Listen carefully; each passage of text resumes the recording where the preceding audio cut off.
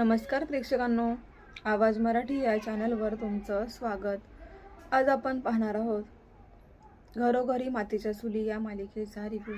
तुम्ही अजूनपर्यंत चॅनलला सबस्क्राइब केले नसेल तर सर्वात अगोदर चॅनलला सबस्क्राइब करून घ्या।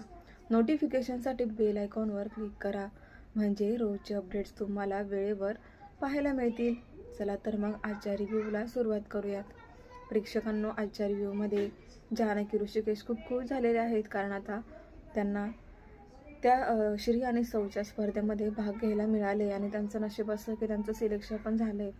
आता ते दोघंही तयारीला लागलेले आहे। जानकी ऋषिकेशला म्हणते की काही करून आपण या स्पर्धेची तयारी अगोदरच करून ठेवायची, जेणेकरून आपण जिंकू। तेव्हा ऋषिकेश सुद्धा जानकीला सपोर्ट करतोय आणि दोघंही आता स्पर्धा खेळताना दिसत आहे।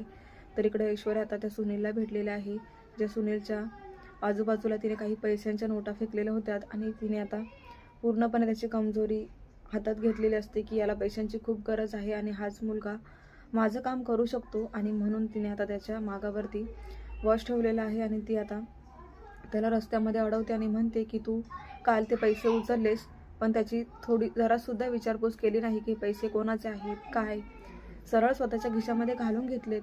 अरे तुला एवढीच पैशांची गरज आहे तर चल, किती पैसे पाहिजे बोल, मी तुला पैसे देते, पण त्याच्या बदल्यात तुला माझं काम करावं लागेल। आता सुनील जरा म्हणजे अडखळत बोलत असतो की नक्की काय बोलतायत मॅडम तुम्ही, कशाला मला तुमच्याकडे पैसे हवे आहेत, असं काहीच नाहीये। तेव्हा ऐश्वर्या म्हणते की अरे मला कळलं ना, पण तुला पैशांची खूप गरज आहे, ते काल तू दाखवलंस ना, मी तिथेच उभी होती, मग बोल आता, मी तुला 2 लाख रुपये दिले तर माझं काम करशील? तेव्हा आता सुनील म्हणतो की 2 लाख रुपये मला तुम्ही देणार आणि याच्या बदल्यात मी काय करायचंय?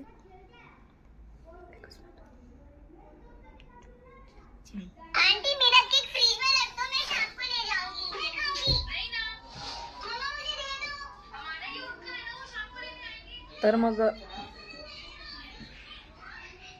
तर मग जानकी आणि ऐश्वर्या ही सुनीलला भेटते आणि म्हणत असते की तुला 2 लाख रुपये देईल, तू माझं काम करशील?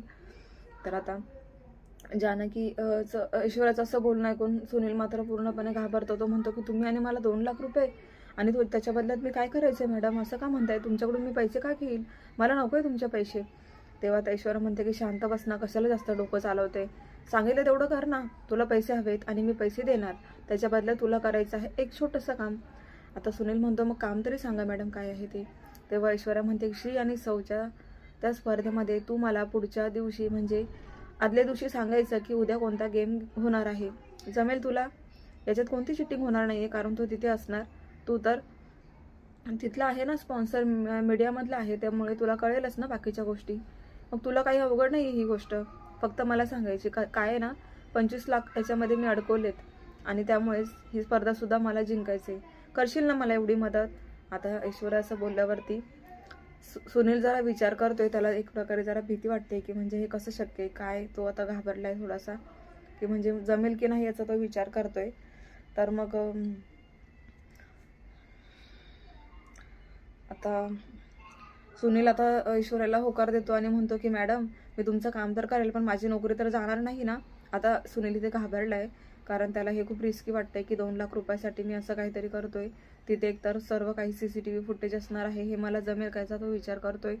पण ऐश्वर्या त्याच्यावरती आता प्रेशर आणते आणि त्यामुळे तो प्रेशराईज झालाय आणि फायनली आता तो हो बोललेला आहे, कारण त्याला 2 लाख खूप मोठी रक्कम आहे असं त्याला समजतंय की ही आयुष्यात मी खूप दिवस लागतील हे पैसे कमवायला। त्यामुळे तो ऐश्वर्याला म्हणतो की ठीक आहे मॅडम, एवढंच करायचं तर मी तयार आहे। तर पुढे आता जानकी आणि ऋषिकेश रस्सी खेच त्यांना गेम खेळायचा असतो आणि एकदम मधोमध ओवी त्यांची रस्सी बांधत असते, मध्ये तिने अशी लक्ष्मण रेषा आखलेली असते आणि ती एकमेकांनी पार करायची नसते। अशा प्रकारे जानकी आणि ऋषिकेश रस्सी ओढत असतात। तर जानकीला तर ऋषिकेश चिडवत असतो की काय मग मॅडम, रस्सी ओढणार ना, त्या दिवशी तर नांगर ओढला ह्या बाईने, मग आज काय अवघड आहे हिला रस्सी ओढायला? तर जानकी सुद्धा आता खूप बळ लावून ती रस्सी ओढत असते आणि इकडनं ऋषिकेश ती ओढत असतो आणि मध्ये ओवी ही जज करत असते, कारण तिला एक विनर ठरवायचा असतो।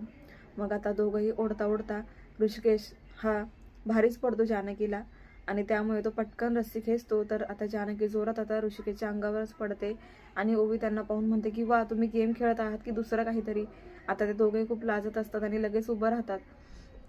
तर ओवी इकडे त्यांना चिडवत असते आणि म्हणते की झालं, गेमचा विनर पण आला समोर। तेव्हा जानकी म्हणते ओवी, या स्पर्धेची विनर मी आहे, हां, मी बाकीचं काय ऐकून नाही घेणार। तर ओवी म्हणत असते की मम्मा थांब, मी सांगेल विनर कोण आहे ते. आता ओवी लगेच सांगणार असते की बाबा तुम्ही जिंकले आहात, पण ओवी म्हणते की हे बघ, ऐश्वर्या म्हणत असते, सॉरी जानकी, की ओवी तू बघितलंस ना, बाबा 2-3 पावलं पुढे चालून आले आणि त्यानंतर त्यांनी रस्ती खेचली, त्यामुळे ते चिटिंग करून जिंकलेत. ओवी म्हणते नाही मम्मा, मी ऑब्झर्व केलंय, बाबा जिंकले हा, कारण लाईन पुढे होती आणि बाबांचा पाय लाईनीच्या आधी होता. तेव्हा आता जानकीला वाईट वाटत असतं, पण ती म्हणते की ठीक आहे. ओवी म्हणते की मम्मा एवढं वाईट नको वाटून घेऊ, उद्या तुम्हाला जोडीने खेळायचे आणि अनोळख्या जोडीबरोबर स्पर्धा जिंकायची आहे किंवा हरायची आहे, म्हणून जास्त काळजी नको करूच, दिस इज ओनली गेम असं ती म्हणत असते. आणि ती सुद्धा आता जानकीचा मूड ठीक करण्यासाठी प्रयत्न करते. एवढीशी ओवी बघा आता. तर पुढे असं बघायला मिळतं की सर्वजण हॉलवर आलेले आहेत आणि तो जो अँकर करणारा आहे तो आता त्यांना माहिती सांगतो की कशा प्रकारे ह्या गेमचे रूल्स आहेत आणि कसे तुम्हाला फॉलो करायचं आहे, हे सगळं तो डिस्कस करत असतो. आणि त्यांना एक कॉस्ट्यूमसुद्धा आहे, कारण लेडीजला साडी घालायची आहे तर जेंट्सला धोती आणि एक शर्ट असं त्यांचा कॉस्ट्यूम आहे. आता हा कॉस्ट्यूम ऐकल्यावर ऐश्वर्या म्हणते काय साडी, आणि हे गेम खेळताना कोणी साडी घालतं का? तेव्हा आता आपली मराठी संस्कृती आहे, त्यामुळे मॅडम गेम आता मुळशीमध्ये आहे म्हटल्यावर एकदम प्रॉपर मराठी लोक इथे असतात आणि त्यामुळेच आपली संस्कृतीसुद्धा ह्या गेममध्ये आपल्याला दाखवायची आहे. त्यामुळे आता जानकी म्हणते की हो बरोबर आहे, तुम्ही बरोबर म्हणताय. पण जानकीचा मात्र चेहरा इथे खूप खुश असतो, कारण सर्वजण जानकीचं कौतुक करत असतात. तर पुढे आता स्पर्धेचे रूल्स आणि रेग्युलेशन सगळ्यांना सांगितलेले असतात, त्याप्रमाणे ही स्पर्धा सुरू होणार असते. तर तो जज म्हणतोय की ही एक प्रकारची तुमची सप्तपदी आहे असं ठरवा, कारण लग्न झाल्यावर सप्तपदी झाल्यावरच खऱ्या अर्थाने पती आणि पत्नी हे लग्न बंधनात अडकतात. त्याचप्रमाणे ह्या गेमची सुद्धा एक सप्तपदी आहे.